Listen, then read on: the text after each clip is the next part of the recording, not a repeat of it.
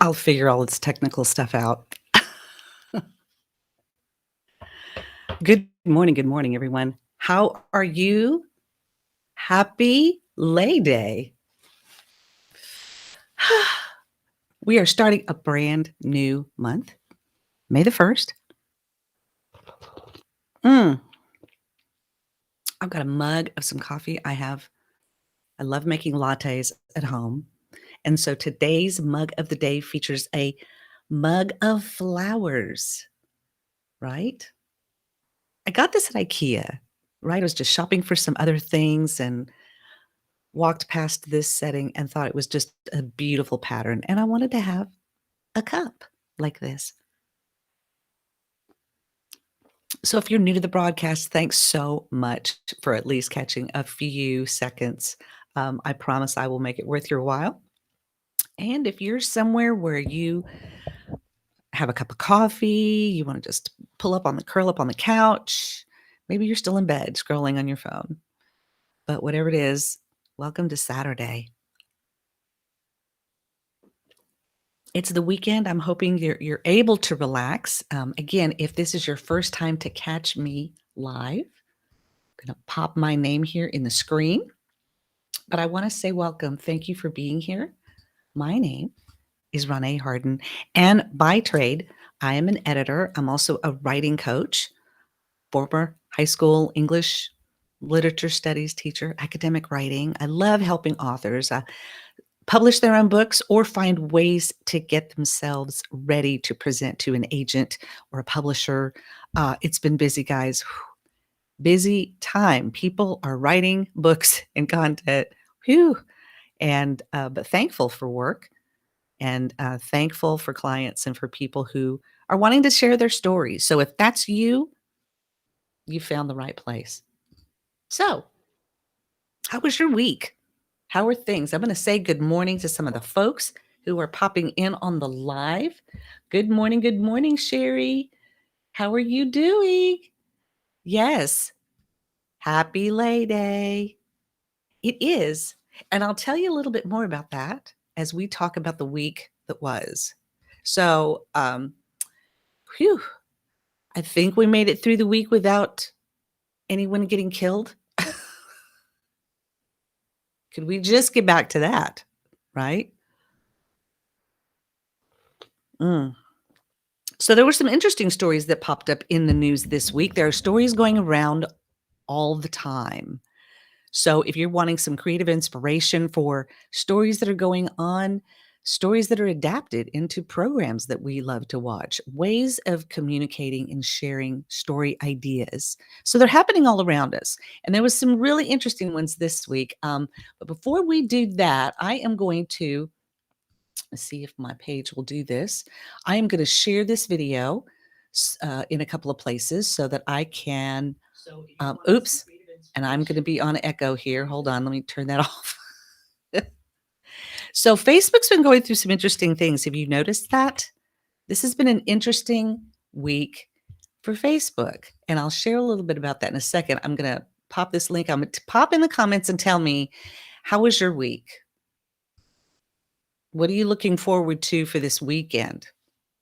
And we're at the beginning of the month, guys. So this is a brand new month. It's almost like starting a whole new clean canvas, right? And we're looking forward to summertime. Spring's actually been nice here in Dallas, Texas. The weather's been wonderful. We're happy when we take a slow approach to summer here in Texas. So, yes, good morning. The coffee. Listen, I love making lattes. You know I do, right? So, So I hope you're enjoying it. So thanks to everyone who is watching live. Also to those who are going to be watching via replay, really appreciate you. So it was an interesting week. There were a couple of stories that came across my way, and then Michael actually tipped me off to something interesting as well. So lots to catch up on here. So it is Lay Day. Lay Day is what's celebrated in Hawaii on May the 1st. It started in 1927 from an idea that Don Blanding, who was considered the poet laureate of Hawaii back in the 1920s, had this idea to celebrate Lay Day and the meaning of the lei and the connectivity that it brings. So, Lay Day in Hawaii is celebrated because this is, it starts in the morning. So, we're starting now to celebrate, right? Start in the morning. And it goes all the way through into tomorrow. So, the whole weekend. And what usually happens in Hawaii is down at Kapiolani Park in Honolulu, there is a big celebration and all the islands are represented. So each island has its own featured flower. And so there would be, gatherings where people from the islands would create leis and then have big celebrations and they would have contests, and it was just a fun time for the people to feel united. Festivities have consistently grown each year. The state of Hawaii has changed the location, and of course, it's going virtual this year. So I will be sharing a link in the comments so that you can watch, because they're still asleep. We're 5 hours ahead. So if you want something to do this weekend, you want to watch it, you can click on the link and watch the Lay Day Festival of how they celebrate. So that's how we celebrate in Hawaii, right?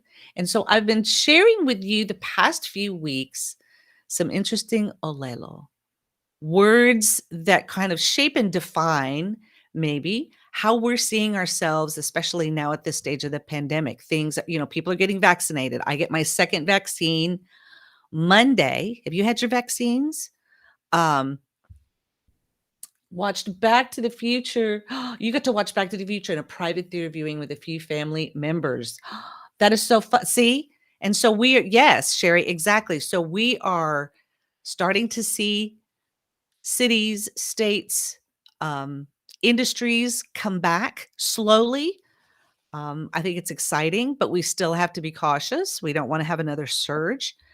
So get your vaccine, right? I got mine, and I'm getting my second one on Monday.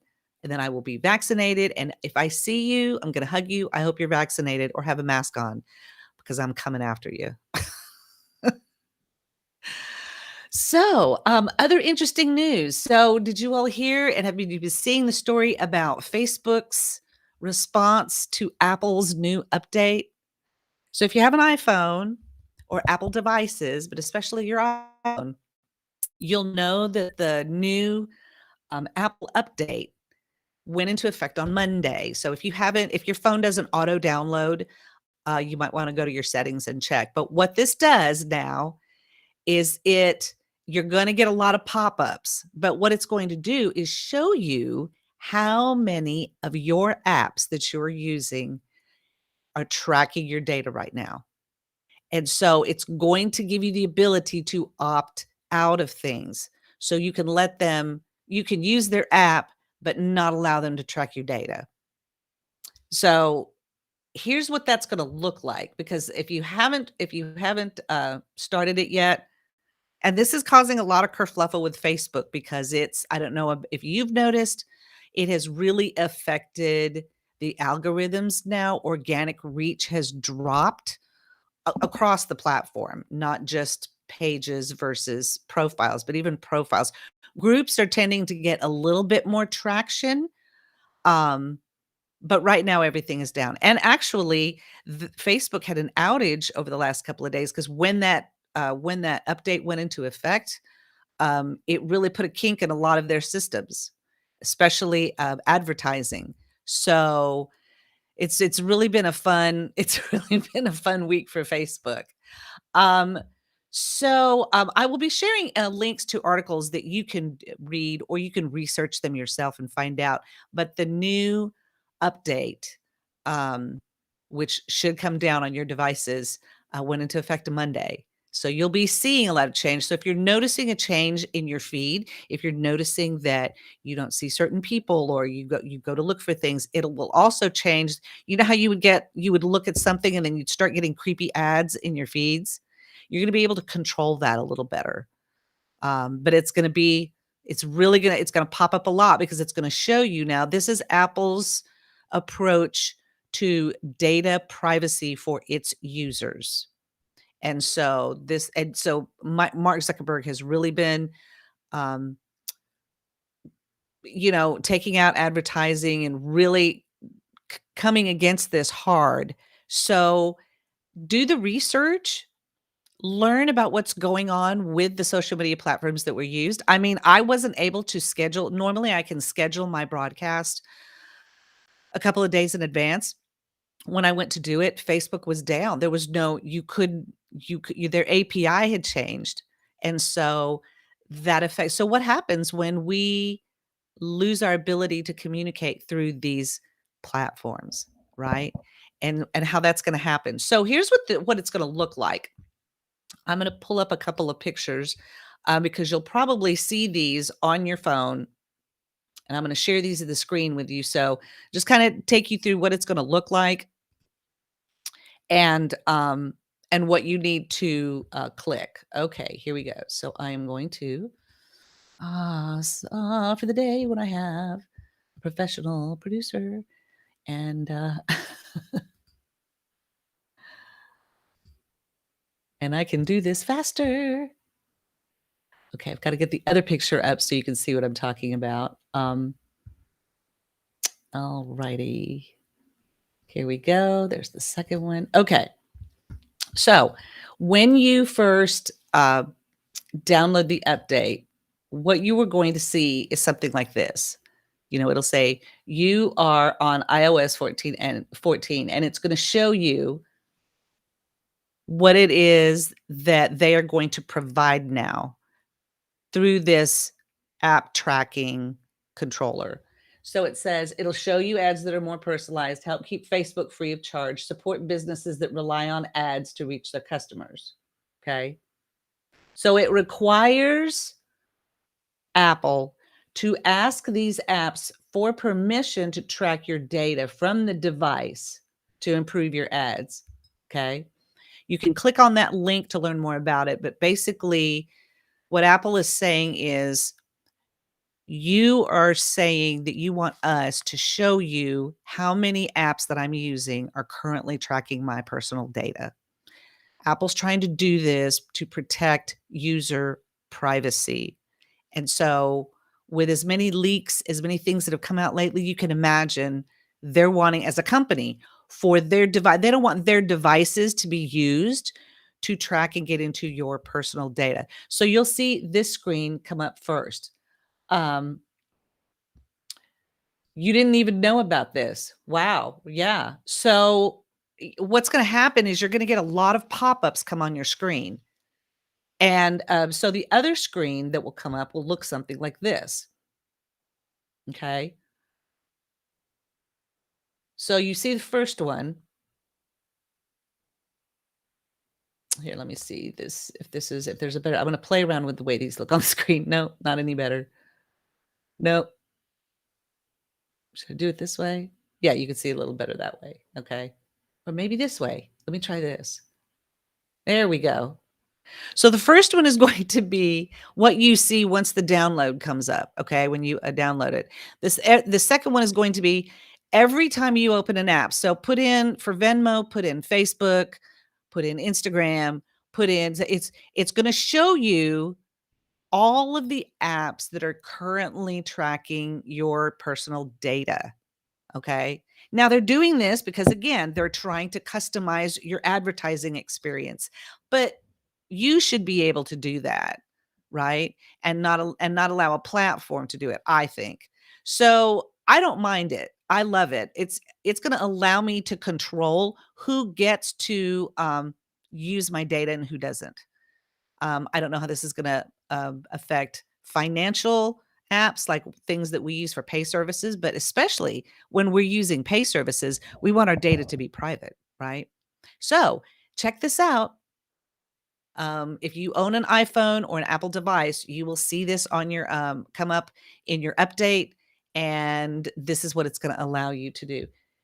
You're actually happy about that. Oh, right. So important. So important. And I think this is Apple's way of trying to protect its users' data and their privacy. So I don't have a problem with it. Facebook has a big problem with it. And that has been reflected in the way Facebook has responded, and the glitch that went down for the last couple of days with Facebook. Facebook was down. People could not stream. There were a lot. There were a lot of people screaming. Right.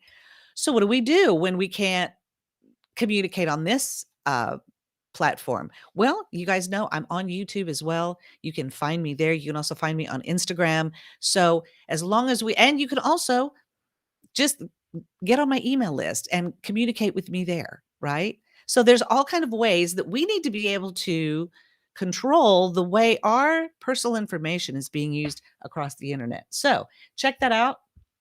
Okay.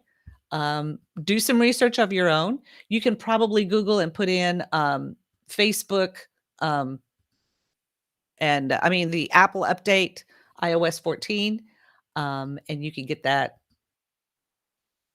info right to you. Check it out, learn a little bit more about it. Um, the more you know, right? All right. So what else is going on this week? Oh yeah. Okay. So on Wednesday, this was this is a sad story, but yet again, the heroes who are passing that are of a generation. So the Apollo 11 astronaut Michael Collins passed away on Wednesday at the age of 90. And I didn't really know that much about um, Michael Collins. I knew about Neil Armstrong and Buzz Aldrin.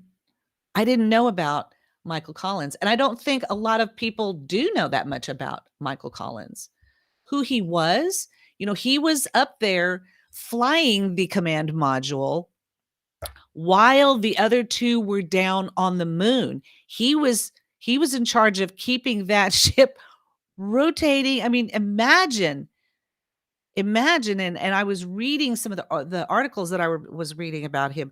Imagine if anything had happened to Neil Armstrong while they were on the moon and something had happened, he would have to turn around and leave them there. Um, the risk that these men took, the bravery that they showed, using guys technology of the time. Good grief, we probably feel a little more secure sending people to the moon now than we probably did 50 years ago, 40 years ago. So, you know, again, just the bravery of these people. So Michael Collins flew the command module Columbia around the moon while his crewmates, Neil Armstrong and Buzz Aldrin, made the first crewed landing on the surface. He was also a test pilot and major general in the U.S. Air Force Reserves. So as I was reading through this article, was so fascinating. He had to fly around the moon. Let's see, I'm reading the launch. I mean, this was televised in 33 countries, 25 million viewers in the United States alone. I remember as a child watching this on television. I mean, everyone was gathered to their TV screens. It was black and white, and we were I remember watching it. I don't remember that if I was that interested or not. I remember that clearly in my brain of sitting in my grandmother's living room watching that on the screen. So it says when they lifted off, and then 30 minutes later, Collins performed the transposition dock and extraction maneuver. Wow. This involved separating Columbia from the spent SIVB stage, turning around and docking with lunar module Eagle. After it was extracted, the combined spacecraft headed for the moon while the rocket stage flew on a trajectory past it. Right? So unless you are a big astronomy space person, you keep up with this kind of things. I didn't really know about this. So he had to, let's see, during his day flying solo around the moon, Collins never felt lonely, although it had been said not since Adam has any human known such solitude. Collins very much felt a part of the mission. In his autobiography, he wrote, "This venture has been structured for 3 men, and I consider my third to be as necessary as either of the other 2." In 48 minutes of each orbit, when he was out of radio contact with the Earth while Columbia passed round the far side of the moon, the feeling he reported was not fear or loneliness, but rather awareness, anticipation, satisfaction, confidence, almost exultation. So he had to orbit the moon 30 times before preparing the cabin for them to return. And there was even some glitchy things that happened with that, right? So just before he reached the far side of the third orbit, Mission Control informed Collins there was a problem with the temperature of the coolant. If it became too cold, parts of Columbia might freeze. Mission Control advised him to assume manual control and implement Environmental Control System Malfunction Procedure 17.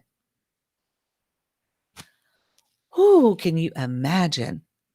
Instead, Collins flicked the switch on the offending system from automatic to manual and back to automatic again, and carried on with normal housekeeping chores while keeping an eye on the temperature. When Columbia came back around the other side of the moon again, he was able to report that the problem had resolved.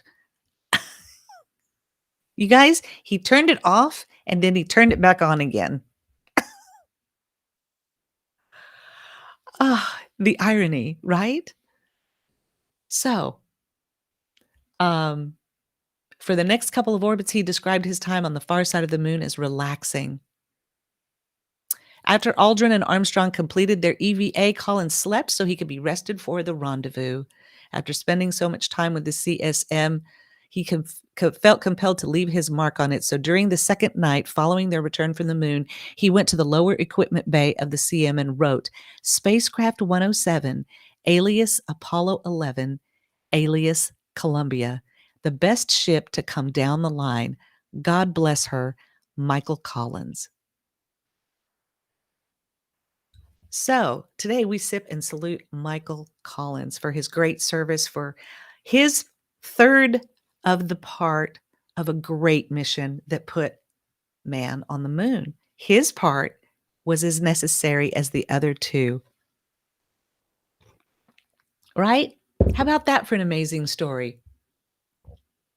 Fabulous. So, Michael Collins, do some research on him, look up the Apollo 11 space mission, learn about it. It's fascinating. And if you have kids that really love to study this, you could make this a field trip, maybe take them to your science center in town if it's open, or maybe do some virtual lessons online and learn all about this wonderful man and what a treasure he was. All right, guys. Well, let's see what else is going on in this world. Oh, okay. So here's something interesting that Michael sort of tipped me off to, and I really thought it was fascinating. So I'm going to share this with you. We're going to read the article and look at it. I'm going to, again, guys, so many fabulous stories and things going on around us that we need to learn about. Right? That is amazing. It truly is amazing. So, guys, you should take a look at his autobiography. Yes. Yes. Absolutely. Again, a great idea to, he wrote a story about his life. So, there's always great stories, especially from these people who, overcount. I mean, imagine being up in space and having to deal with this, and he flicked the switch off and on. I've kind of thought, because he was so calm and confident, he wasn't freaking out and reacting, right? He just went through procedure. He'd been trained for this moment. He was up there, relaxed and calm, right? His third was so important because his third is what helped get them back and get them on their way back to Earth. So again, here's another great story. Guys, there's been so much talk in the news about the election and elections. The state elections are going on. We're having, Dallas just had theirs. A lot of different cities. You'll see this probably in your state. Your state elections will be going on. And how they've been talking about election reforms. And there's been, unfortunately, a lot of legislation and bills passed that are limiting voting. Like, I would think you would want more people to vote. So, anyway, rather than to get into that discussion, this was an article that Michael forwarded to me that I found really fascinating. So, it's talking about a different system that is upending the race for the New York City mayor's office. So, what they're doing, so it says for the first time in the city's history, ranked choice voting, which has been gaining steam nationwide as a way to reduce political polarization, will be used in June's primary elections for mayor and other top municipal posts. What is ranked choice voting? Well, let's see. So, um, let's see. So here's Andrew Yang. Remember Andrew Yang? He was running for president. Well, now he's running for mayor of New York. So there's a lot of candidates. So it's set up here. There are more than a dozen Democratic candidates running for mayor. But unlike in the past, the winner will need a majority to win rather than a plurality. That is one of the key provisions of ranked choice voting. And given that New York City is overwhelmingly Democratic, the winner of the June 22nd primary will almost certainly be the next mayor. This is one of the most dramatic transformations of a municipal political system in American history, okay, said Evan Roth Smith. It is also a major test for a reform that many will hope to bring American politics back from the brink. Proponents of ranked choice voting, or RCV, argue that political polarization has thwarted public officials' ability to solve big problems because they are effectively hostages of the most extreme elements of their party, which stymies their ability to make deals and look for compromises.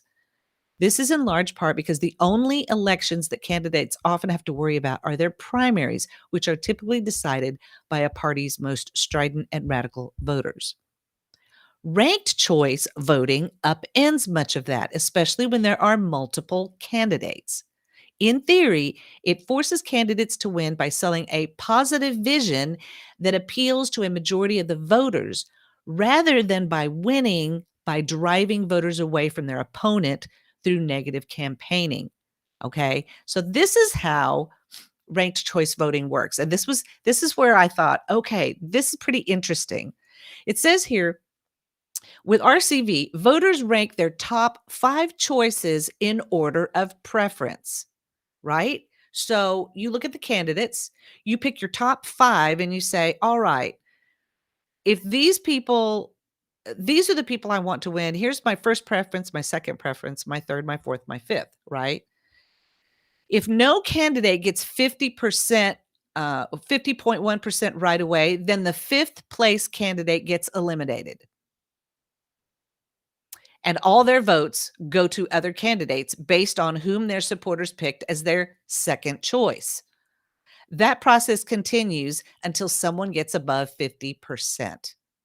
In 2013, the last time New York saw the mayor's seat open up, current mayor Bill de Blasio won the Democratic primary with 41% of the vote. It used to be if you could turn your people out and get about 41%, you could run a city of 8 million. What happens in ranked choice voting is if you get 40%, you lose. So, interesting.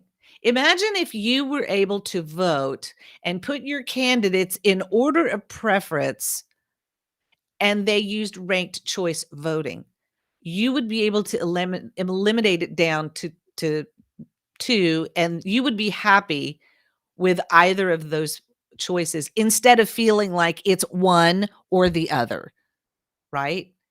It gives a lot more flexibility in, so it'll be interesting to see. And a lot of states from this article, a lot of states are taking this here, sorry, I'm scrolling by so fast. Let's see.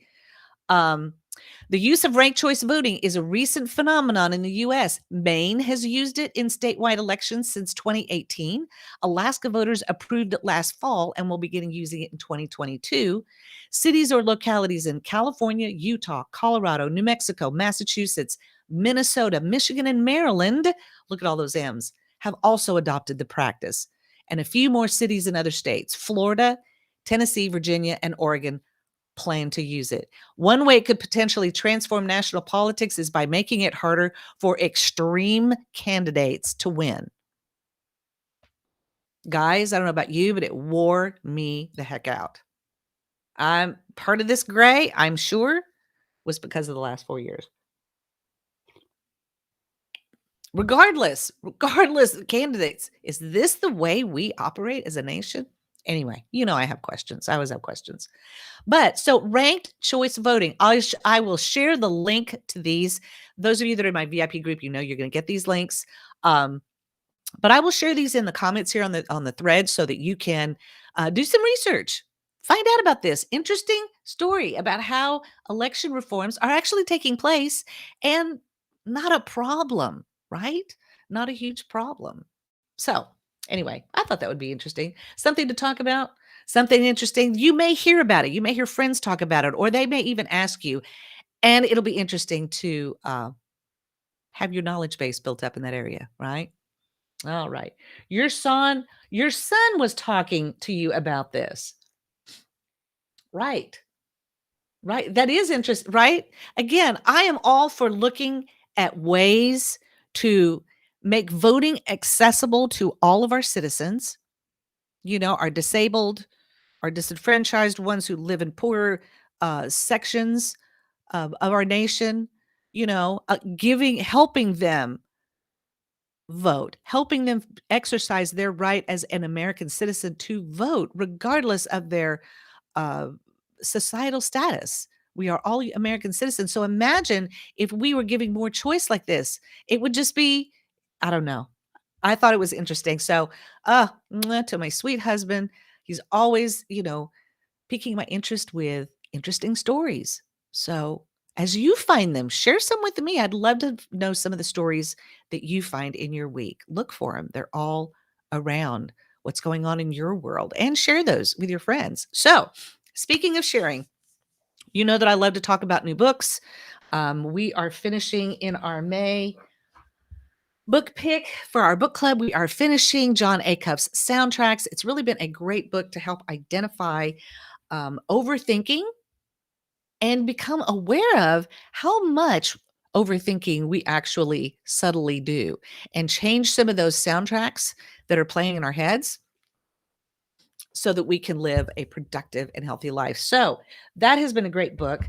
I'm super excited about our May book pick. And I think this coming on the heels of soundtracks is going to be really fantastic. So I'm really excited about this one. If you read Essentialism with me, then you will recognize this author. His name is Greg McKeown. And I thought it was McCown, but it's McEwen. I heard him because I heard him on a podcast this past week, and his name is McEwen. So, Greg McKeown's follow-up to Essentialism is called Effortless. And I think when I hear that, I think of John's phrase of light and easy from this book, right? So I don't know about you, but I want to go into my summer season effortlessly. I want to enjoy this summer. Last summer, during the month of May, during the month of May, I was doing radiation every single day, 5 days a week. And so that was kind of the start to my summer. And then I got COVID at the beginning of July and was sick with COVID all of July. So that was my summer last year. I don't know about you. What about your summer? What was your summer like? Um, Good morning, Sylvia. Oh, I sorry, a comment popped up. So I had to say, good morning, Sylvia. How are you doing? Good to see you. So this summer, I am all about light and easy, and especially this book, Effortless. So I've already started it. I'm already like 6 chapters in. Um, and the book is divided up into 3 sections. So there's the effortless state, effortless actions, and effortless results. And the interesting premise that he gives us is How is it that during a pandemic, when we were stripped back to being at home, being with our families more, working remote from home, um, why, and with Zoom and the ability to do and connect, why are we more exhausted? You know, wasn't the stripping away down to essential things um, what it was about? But what is it about that we're feeling stress from? So that's the premise in this book about how to make the essential things in life effortless so that you go through life and you enjoy them, and some of the decisions that you can plan for and actively make decisions on will affect other decisions down the line. Really fantastic. I love the premise of that, and I think following up on the heels of soundtracks with this is going to be a great read for our May book pick. So, if you are in the book club, this is the book we're going to be reading. I've been sharing about it for the past week. We won't start officially reading it until May the 4th, which is on a Tuesday, because we have our book club discussions on Tuesdays. So we will be starting this book on May the 4th. So you can get copies, order a copy. You can get the audiobook and get a copy of that. So the book club, yes, they are fun.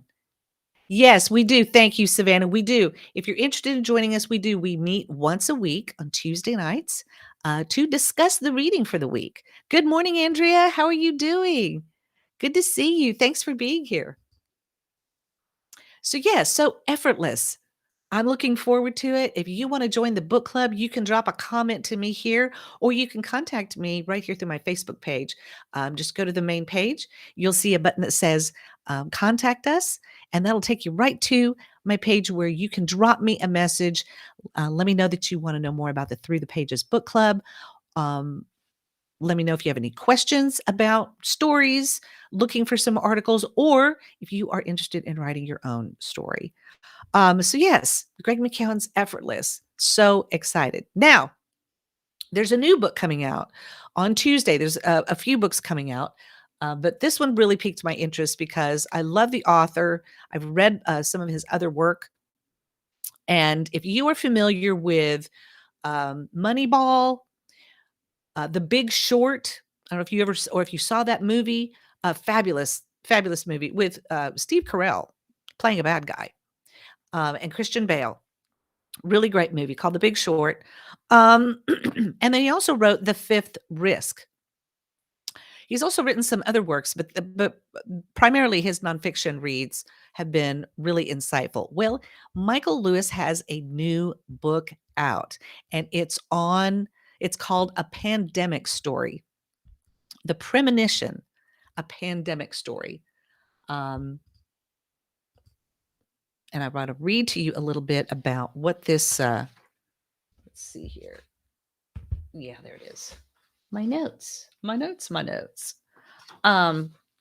What he's doing. So, in 2018, with The Fifth Risk, Michael Lewis posed an unsettling question. What if the government agencies tasked with managing catastrophes, natural disasters, climate-induced food shortages, epidemics, failed to prepare for some unanticipated looming crisis? Ask yourself, do you plan ahead? Do you have those cushion funds? Do you have something in place to help take care of you and your family when life throws you curveballs? Right? We know it happens. We know we do it as citizens. Hopefully, you're in a position where you can do that. If not, um, then we need to talk and connect you to some resources where you can learn and you can, improve your situation. But unfortunately, in our country, there are a lot of people who do not have that opportunity. And so, what Michael Lewis is posing in this book is what if the agencies of our government failed to respond properly when something hits our nation? What happened? So he's talking about this in terms of the COVID 19 outbreak. So many of the risks that fell into the government's lap felt so remote as to be unreal that a cyber attack left half the country without electricity, or that some airborne virus would wipe out millions, he wrote. Last year, when the coronavirus began spreading through the United States, Lewis called some of his government sources for the fifth risk. What he learned was even more disconcerting than the frightening scenario he was reading about in the news. The experts he spoke to were alarmed not just by government's failure to contain the virus, but the possibility that an even more deadly pathogen was on the horizon. All of them saw this event as a dry run for something much worse that is inevitable. And how do we prepare for it? Lewis said in an interview last week. They view the pandemic in a way that the body views uh, a vaccine. It's like practice for when the real thing hits. So, in this book, he lays out the possibility in The Premonition, A Pandemic Story. And this book has already sold, the first printing is 500,000 copies. So it follows three central characters. You're going to meet a biochemist, you're going to meet a public health worker, and a federal government employee who worked in the White House as they confront the pandemic and find that the response from the United States government is woefully inadequate. All of them put their careers on the line as they tried to avert catastrophe. These were the people still in working within our governmental agencies who saved our butts.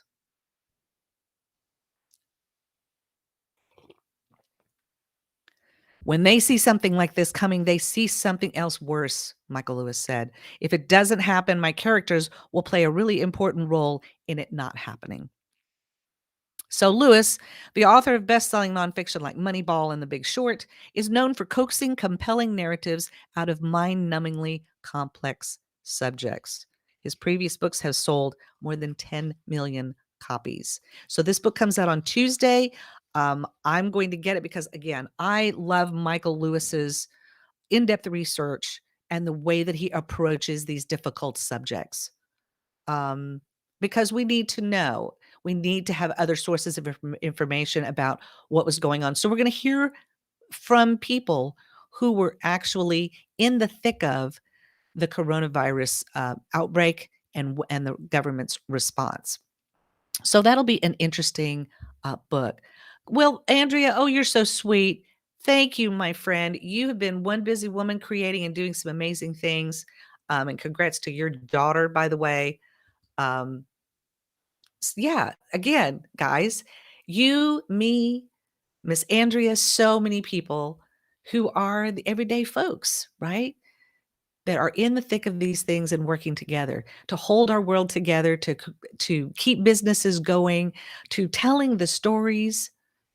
So you'll want to pick up a copy of this. So Michael Lewis's book, The Premonition, it drops on Tuesday, which is usually a great book day. I'm sure there will be other books that I can share with you.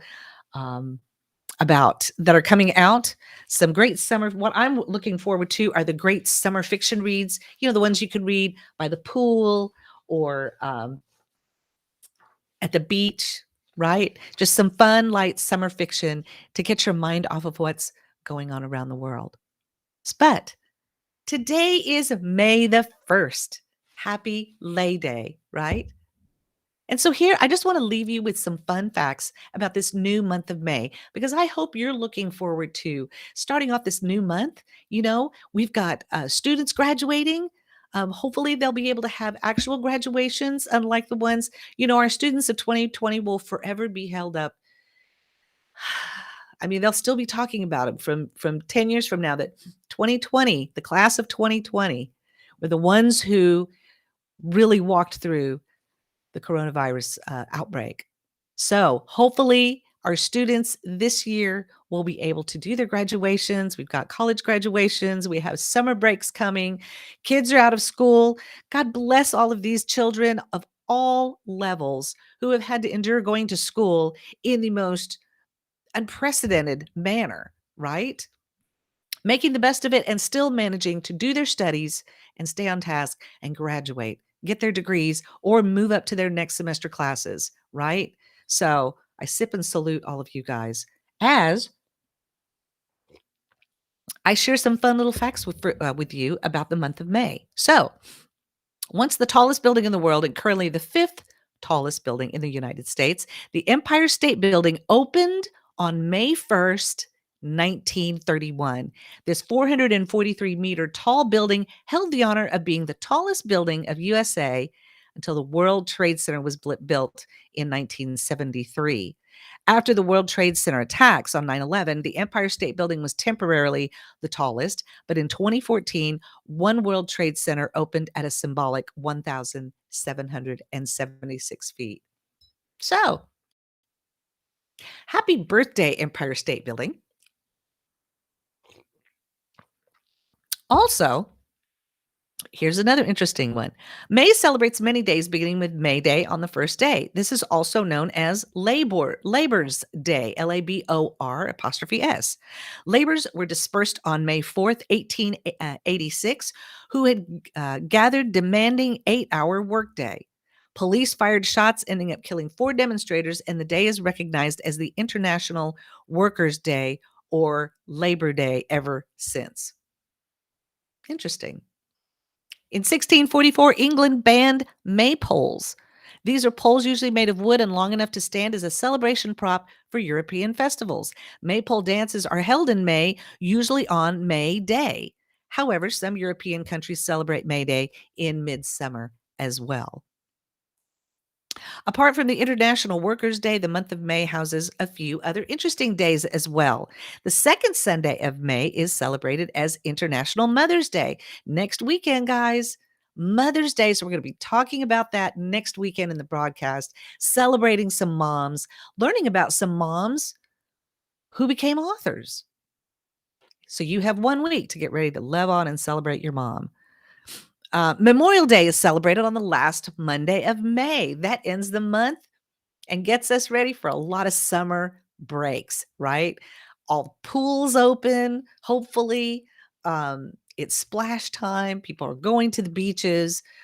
Trips to the beach are going to be happening.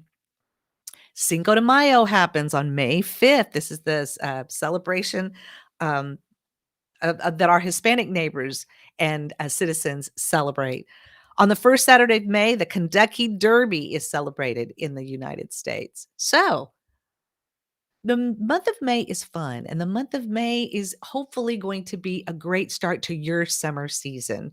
So, right, exactly, Andrea. Your story becomes your ministry. And who are the ones that you are serving? Who are the ones that you are called to serve? Who are the ones that God is leading you to share your story with? It's important, do so. But remember that if it's on Facebook and it's glitchy, Facebook and Apple are not playing well together right now. So I hope this has been fun, guys. Check out our books recommendations. I'll be throwing links in this comment thread to how to get a copy of Premonition, to get a copy of Effortless, the article about um, election reform in New York, and also the interesting information on Michael Collins and how to get a copy of his autobiography. Great stories, great books to read. And if you've got any fun reads that you want to share with me, please let me know. I'm always open to some great book recommendations because I'll have them for you. Well, guys, happy Saturday. Happy Lay Day. And I hope that you have a fantastic weekend and you'll join me back here next weekend for our special Mother's Day celebration where we're going to be honoring mamas from around the world with stories about moms and for moms. Okay? Have a great one, guys. I'll see you back here next Saturday.